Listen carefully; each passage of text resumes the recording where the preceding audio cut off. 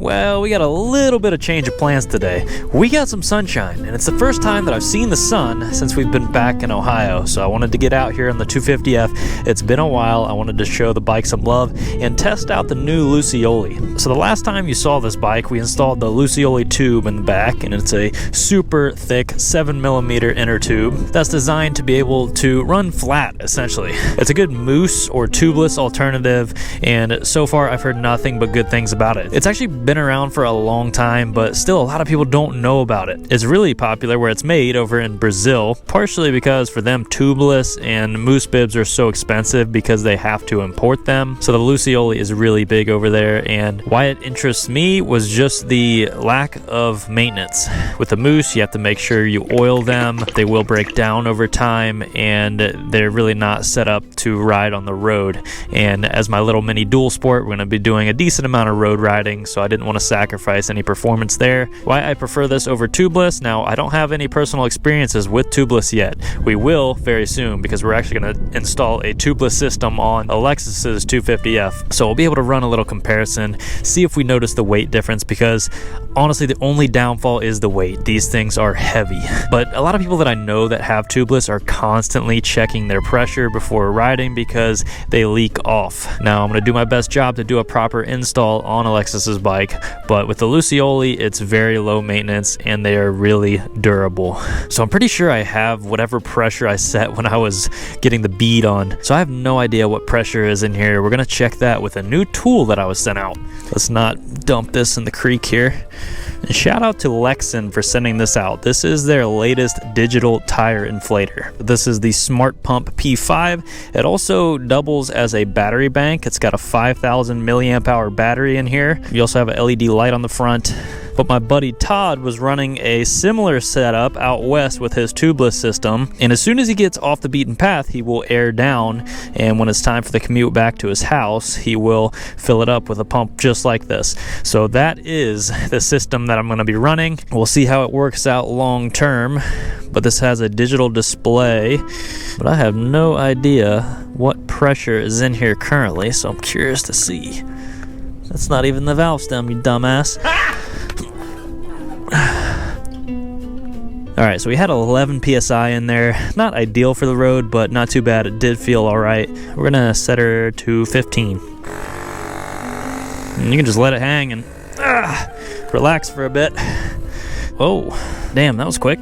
Just like that. We used no battery. It's still reading 100%. And a lot of people won't want to rely on something battery operated and digital. I have one of the small manual pumps from the dirt bike channel that I'll also have with me as a backup, but like I said, you can run these things flat, so at the end of the day, it's not that big a deal. But thank you, Lexin, for sending this out. They also gave me some gloves, which are a lot better than I was expecting. It's definitely a road-oriented glove. It has the carbon fiber knuckles. I wear a size XL, and normally they're too small, but these fit pretty good.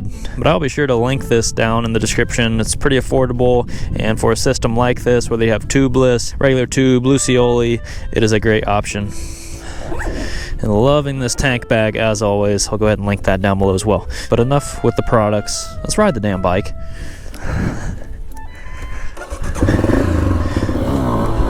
Woohoo! It's been a while since I've been on this thing. Had a little bit of fun in Florida. Shout out to Tyler for letting me rip his bikes. But man, I was missing my 250F. The ultimate play bike. The ultimate versatile mini dual sport. I'm looking forward to racking up a lot of hours and a lot of miles on this thing.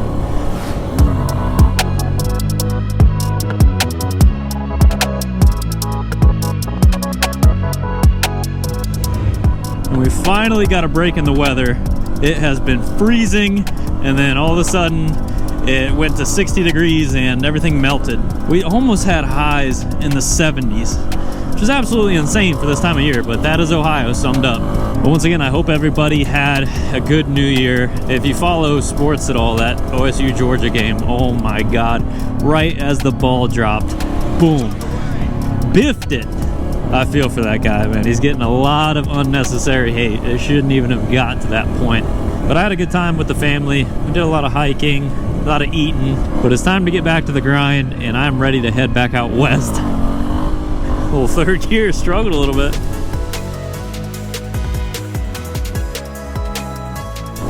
Oh, we got a car behind us. But we've only got like 30 minutes until it gets dark. It gets dark at like 4:30 now. So we'll be headed back to the shop, and we've got a lot of goodies to install on the bike. I think he was enjoying the show.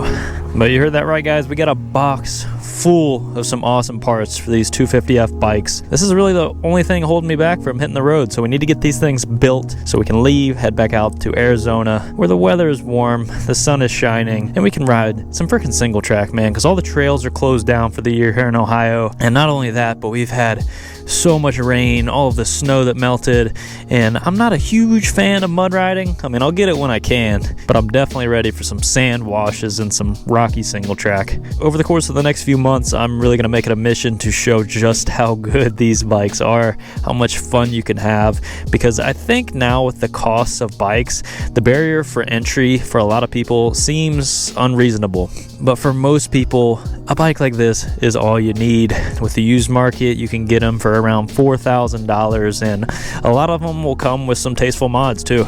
And I know for a lot of the enduro bikes right now, the KTM, Husqvarna, Gas, even buying used is unreasonable. Everybody wants $10,000 for their 2-year-old bike with 80 hours on it. So hopefully the market will level out. I'm still planning on getting another enduro style bike for next season, but I won't be getting rid of the 250F anytime soon. These things are way more capable than most people think, and with a little mods here and there, you can really make them the ultimate single track woods weapon. And I'm hoping to make a trip here soon down to North Carolina to get the suspension done by none other than Bruce Triplett. He's really figured out how to dial these 250F bikes in, and suspension is necessary for pretty much everyone on any bike. If you got some extra money, dump it into the suspension. Everything else can wait. I just went over to scope out the trails. As I mentioned, they are completely flooded, so we're not going to be doing any of that. And I know a lot of people complain about seeing my handlebars the whole time.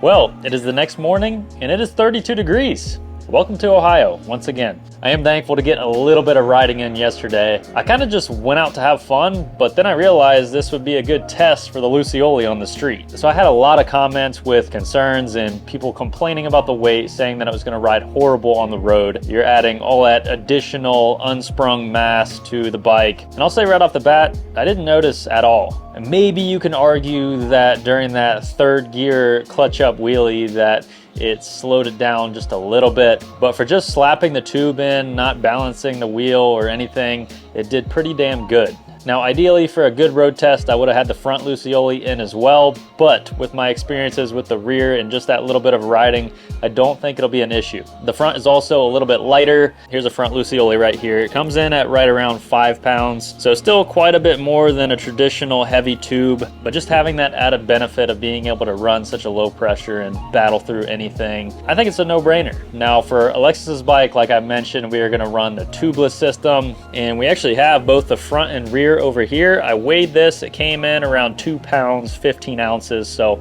we'll go ahead and round up to 3 pounds versus the Lucioli 5 pounds. So there's going to be a 2 pound difference in the front and at least a 4 pound, if not a 5 pound difference in the rear compared to my bike. And with Alexis being only 100 pounds, we're going to make her bike as light as possible. I'm not going to do it in today's video. I'll have a dedicated video just for the tubeless system, but I am really curious to see if I will notice a difference between the two and which one I will prefer over the long term. I've never actually balanced my dirt bike or dual sport wheels before. The only bike that I had an issue with was the FE350, and I guess that's pretty common amongst the KTM and Husqvarna bikes. A lot of people say you can just add a front valve stem weight and that'll take care of that weird hopping sensation that I was getting, but that was very annoying and the only bike that has ever done it to me. So definitely check back in a future video. I'll be letting you know how it does front and rear on the road, but so far so good, no complaints. I didn't notice the weight. There was no weird bouncing around. And also I forgot that I had set the pressure already. I decided to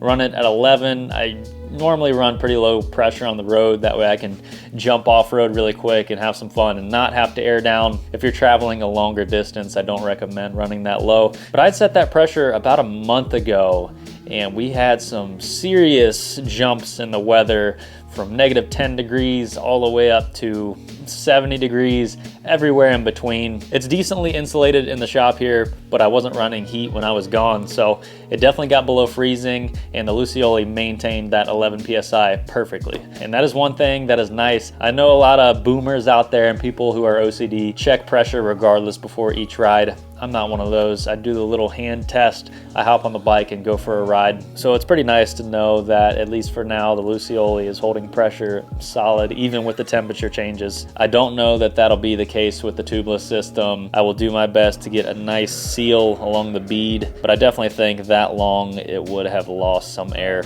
But so far, my only complaint with the Lucioli is the price. Hopefully they can get these things down in price a little bit as they become more popular. But with a more advanced system like the tubeless being cheaper, it appeals to a lot more people. And I did pay for both of these Luciolis with my own money. Thankfully, Lucioli saw the video and they're sending out another set, so I appreciate that. I'll probably be running those in whatever enduro bike that I end up with for the next riding season. But as always, leave your comments down below. Whenever I'm looking for information, I go directly to the comments. There's a lot of you out there that have had experiences with the tubeless, more experiences with the Lucioli than me, so please drop the comments down below. Let me know your thoughts. We've got Alexis's bike up here on the stand. It's going to be the first one to get some mods. Tires, skid plate, suspension. We'll probably do a seat cover, lowering link, slide the forks up a little bit, different bar setup, bark busters, headlight, tail light, do the whole Tusk street legal kit. So this thing's gonna get a lot of work done to it here soon, so stay tuned for those videos.